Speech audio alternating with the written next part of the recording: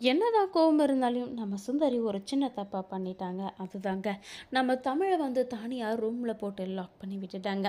முதல்லயே "என்ன விடுங்க மம்மி, நான் மாஸ்டர் கூட கேம் விளையாடிட்டு இருக்கேன்ல, எதுக்காக என்ன கூட்டிட்டு வந்தீங்க?" அப்படின்னு சொல்லி இருக்கக்கூடிய கோவத்த இன்னும் அதிகப்படுத்திட்டாங்க. இதனால நம்ம சுந்தரிய ரூம்லயே அப்படின்னு சொல்லி லாக் போட்டு சாவிய வெளிய எடுத்துட்டு வந்துடுறாங்க. ஆனா கண்மணி ரொம்ப நேரம் கத்திக்கிட்டு இருந்தா, திடீர்னு தமிழோட சத்தமே கேட்கல. நான் எவ்வளவோ தட்டி கூப்பிட்டு பார்த்துட்டா, அவ எதுவும் பேசலை, ரெஸ்பான்ஸே இல்லை. தயவு செய்து வாங்க அப்படின்னு சொல்லி கூப்பிடுறாங்க. மேலே ஓடி போய் பார்த்தா, கதவு திறந்து பார்த்தாக்கா நம்ம தமிழ் ரொம்ப மயக்கமான நிலையில் இருக்காங்க. ஐயோ தமிழ், என்னாச்சு, என்னம்மா ஆச்சு உனக்கு அப்படின்னு சொல்லி தட்டி எழுப்பி பார்க்குறாங்க, எழுப்ப முயற்சி பண்ணுறாங்க. ஆனால் எதுவுமே பலன் அளிக்கலை.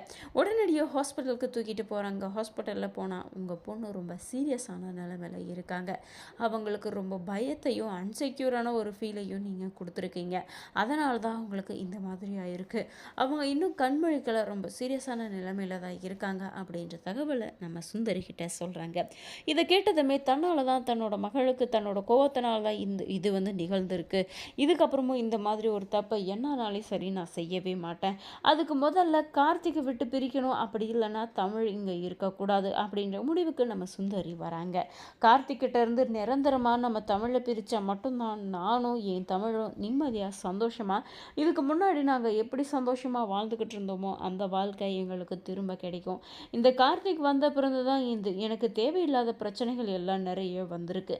எனக்கு என்னமோ அவன் மேலே தான் சந்தேகமாக இருக்குது. எனக்கு வரக்கூடிய ஒவ்வொரு பிரச்சனையுமே அவன் தான் கிரியேட் பண்ண மாதிரி எனக்கு தோணுது அப்படின்ற மாதிரி நம்ம சுந்தரி பேசிக்கிட்டு இருக்காங்க. அந்த நேரத்தில் தான் நம்ம கார்த்திக் ஹாஸ்பிட்டலுக்கு வர்றாரு. "உன்னை நான் சும்மாவே விட மாட்டேன்டி.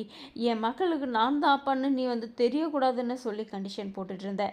நான் அதுக்கு அமைதியாக இருந்ததுக்கு காரணம், என் பொண்ணு உன்னை உண்மையான அம்மான்னு நினச்சிக்கிட்டு இருக்கா. அவள் உன்னை உயிருக்கு உயிராக நேசிக்கிறா. அது ஒரு காரணத்துக்காக மட்டும்தான், என் பொண்ணு கஷ்டப்படக்கூடாதுன்றதுக்காக தான் நான் இவ்வளோ நாளாக சொல்லாத மறைச்சிக்கிட்டு இருந்தேன். ஆனால் இனிமேலும் நான் அதை விட்டு வைக்கவே மாட்டேன். என் மக என் கூட தான் இருக்கணும்.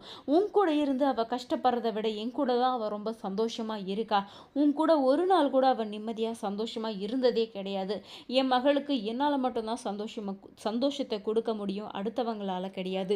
நீ என்றைக்குமே அவளுக்கு அம்மாவாக முடியாது. நீ ஒரு மூணாவது ஆள். நீ என்னைக்கா இருந்தாலும் தமிழை விட்டு போகக்கூடியவ தாண்டி அப்படின்னு சொல்லிட்டு நம்ம கார்த்திக் தமிழுக்கு இந்த மாதிரி ஆயிடுச்சுன்ற கோவத்தில் ரொம்பவும் வாய்க்கு வந்த மாதிரி எல்லாம் பேசிக்கிட்டு இருக்காரு. இதை பார்த்ததுமே அப்பத்தாவுக்கும் பக்கத்தில் இருக்கிற எல்லாருக்குமே கோவம் வருது. ஆனால் செல்வி, அவன் பேசுறது நியாயம் தானே அப்படின்னு சொல்லி கார்த்திக்கு சப்போர்ட் பண்ணுறாங்க. இது யாருமே எதிர்பார்க்கல. முக்கியமாக நம்ம சுந்தரி, இவ்வளவு நாளாக அரவணைச்சிக்கிட்டு இருந்தோம், நமக்கே இவங்க நம்பிக்கை துரோகம் செஞ்சுட்டாங்களே அப்படின்னு சொல்லி குற்ற உணர்ச்சியில் ஆழ்ந்து போயிருக்காங்க.